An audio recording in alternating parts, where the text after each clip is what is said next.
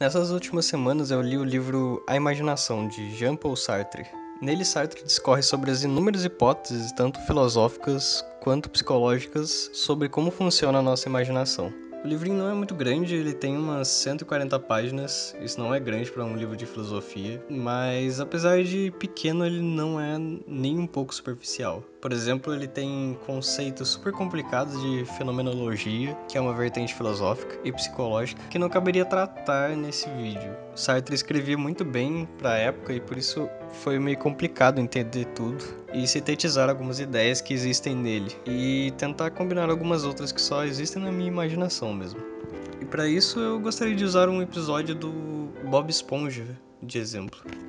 No episódio, Bob Esponja compra uma TV novinha, mas o interesse dele e do Patrick não era na televisão, era na caixa que vinha junto com ela. E o Lula Molusco vendo o Bob Esponja e o Patrick jogarem fora a TV novinha e ficando somente com a caixa, à primeira vista pareceu um absurdo. Porém, Bob Esponja explica pra ele que a caixa será usada com a imaginação, que é a única coisa que eles precisam. O Lula Molusco, é claro, continua cético e até pede a televisão pro Bob Esponja e pro Patrick. Mas acontece algo interessante logo depois que ele pega a TV. O Lula Molusco começa a ouvir sons e efeitos vindos da caixa onde está o Bob Esponja e o Patrick. São sons e efeitos super realistas, o que deixa o Lula Molusco, claro, intrigado, se perguntando como eles fazem aqueles sons. E aqui eu quero deixar uma pergunta um tanto quanto diferente. E toda vez que o Lula Molusco tenta entrar na caixa com o Bob Esponja e o Patrick, os sons simplesmente acabam. O quê? Como vocês estão fazendo esse barulho? Que barulho, Lula Molusco? Pois é, eu só ouvi o barulho da nossa risada. Mas aqueles sons de efeito, a Não esquece avalanche... da segunda avalanche. Deixa pra lá. Mas quando ele não consegue ver o Bob Esponja e o Patrick, começa de novo os barulhos e os sons super realistas. E a resposta talvez não venha nem do Bob Esponja e nem do Patrick. O Lula meio que redescobre como a caixa funcionava. E eu disse redescobre mesmo, porque pra mim os sons que vinham da caixa não eram do Bob Esponja ou do Patrick.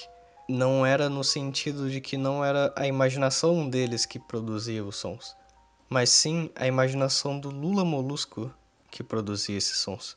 Que queria tanto se divertir como o Bob Esponja e o Patrick, mas que ficou preso pela ideia ridícula, entre aspas, por parte dos dois, de fazer isso dentro de uma caixa. Quando no fundo, pelo menos quem assiste o desenho do Bob Esponja ou assistiu, sabe que essa amargura do Lula Molusco não é tão real. No fundo a gente sabe que ele gosta de conviver com o Bob Esponja e com o Patrick. O Lula Molusco não é uma pessoa amarga que aparenta ser, mas ele mostra basicamente o que é crescer e perder a criança interior que há em nós. O episódio, no entanto, mostra que essa imaginação de criança nunca vai embora. Você tem como resgatá-la, ela tá ali com você. Tanto que a imaginação do Lula Molusco é tão forte que faz ele perceber sons que nem Bob Esponja e Patrick percebem.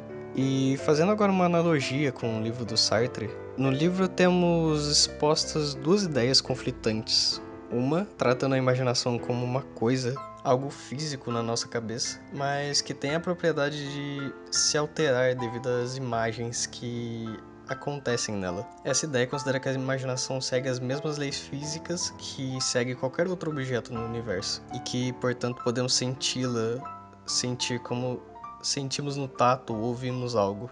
Ela veio principalmente dos filósofos Descartes, Leibniz e Hume e diz bastante sobre o contexto da época deles, que era uma época bastante cartesiana e mecânica. Já a outra ideia, a ideia que Sartre e outros pensadores e psicólogos defendem nesse livro, é de que a imaginação na verdade não é uma coisa, algo físico, mas sim uma parte da nossa consciência. E nossa consciência ela não é algo palpável, não segue qualquer lei física ou natural do nosso universo. Já que no mundo das imagens, na imaginação, de fato, existem figuras e formas que quebram completamente essas leis e regras físicas. Para Sartre, então, não faria sentido que a imaginação fosse uma coisa, mas sim algo que faz parte da nossa consciência e subconsciência.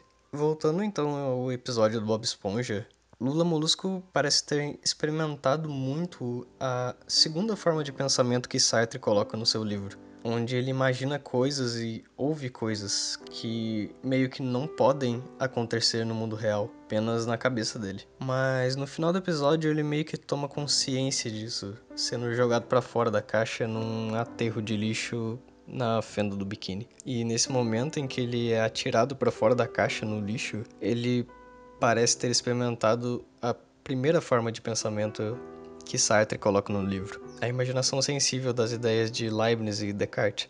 Mas na verdade eu acho que foi meio que só ele voltando para a realidade dele. Era só a imaginação dele mesmo.